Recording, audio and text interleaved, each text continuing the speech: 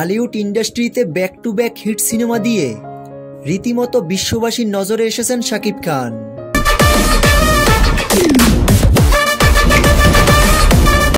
সম্প্রতি শাকিব খান তিনি তার বরবাদ সিনেমার শুটিংয়ের জন্য ব্যস্ত সময় পার করছেন।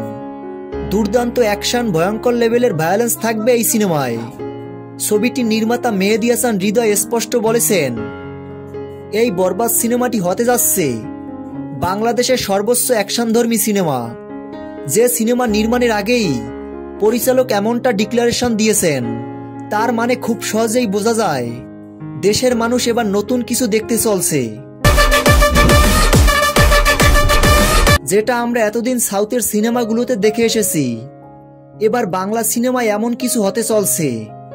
তো ভিউয়ার্স, বরবাদ সিনেমা নিয়ে আপনাদের কি মতামত? ভিডিওর নিচে কমেন্ট বক্সে কমেন্ট করে জানিয়ে দিন আপনাদের মূল্যবান মতামত। ভিডিওটি ভালো লাগলে একটা লাইক করে দিন পরবর্তী ভিডিও পাওয়ার জন্য। ধন্যবাদ।